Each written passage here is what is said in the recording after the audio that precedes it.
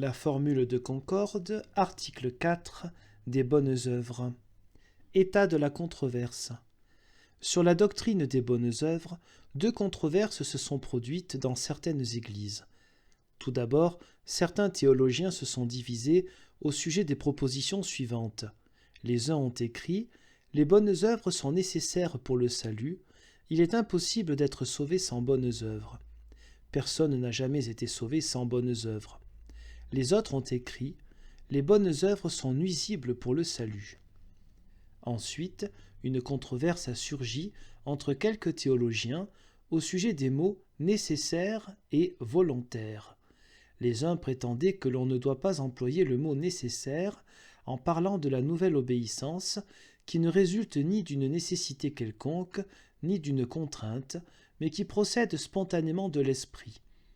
Les autres maintenaient le mot « nécessaire » car une telle obéissance ne dépend pas de notre caprice, elle est obligatoire pour les régénérer. À cette querelle de mots est venue s'ajouter une discussion portant sur les choses.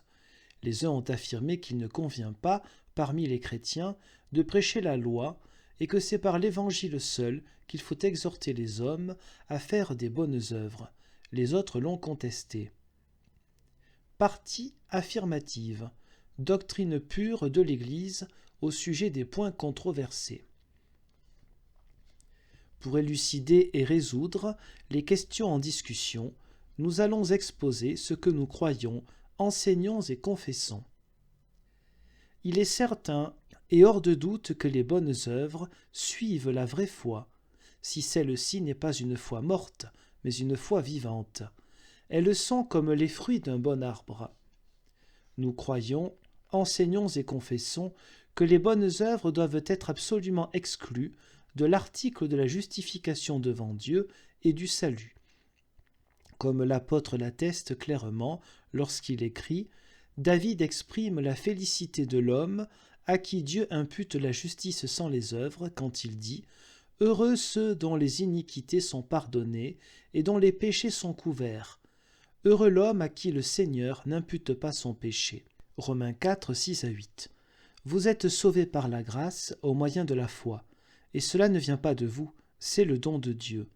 Ce n'est point par les œuvres, afin que personne ne se glorifie.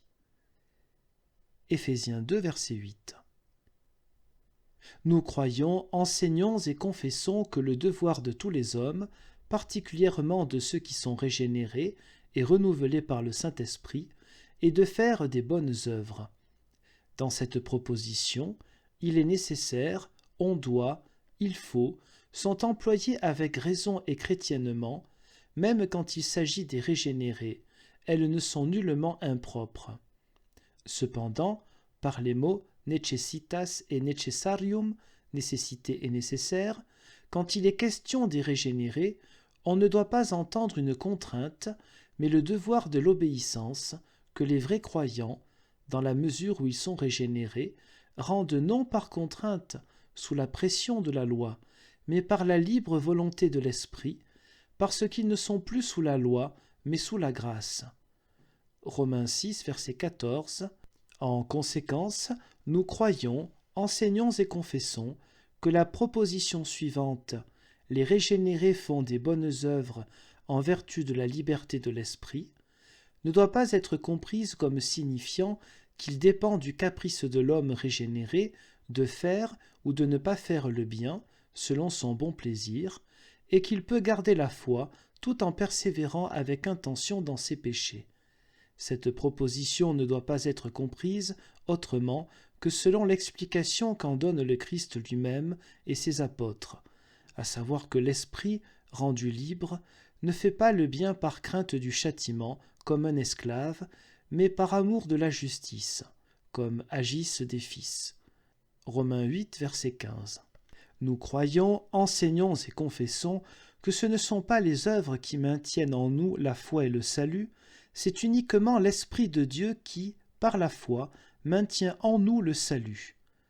Les bonnes œuvres sont les attestations de sa présence et de son habitation en nous.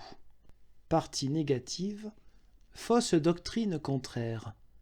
Nous rejetons et condamnons les propositions suivantes.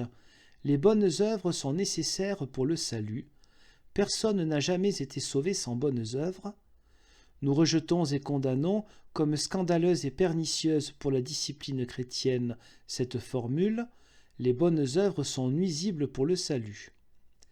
Dans ces derniers jours surtout, il est également nécessaire, d'une part, d'exhorter les hommes à vivre selon la discipline chrétienne et à faire des bonnes œuvres, de leur rappeler que la pratique des bonnes œuvres est une manifestation indispensable de leur foi et de leur reconnaissance envers Dieu, et, d'autre part, de s'abstenir d'introduire les œuvres dans l'article de la justification. Les hommes, en effet, peuvent encourir la damnation aussi bien que par une conception épicurienne de la foi que par une confiance placée, à la façon papiste et pharisaïque, dans leurs propres œuvres et leurs mérites. Nous rejetons et condamnons en outre la doctrine suivante: la foi et l'habitation du Saint-Esprit ne sont pas abolies par la volonté de pécher, ou inversement, les élus et les saints conservent le Saint-Esprit, alors même qu'ils commettent l'adultère et d'autres péchés dans lesquels ils persévèrent.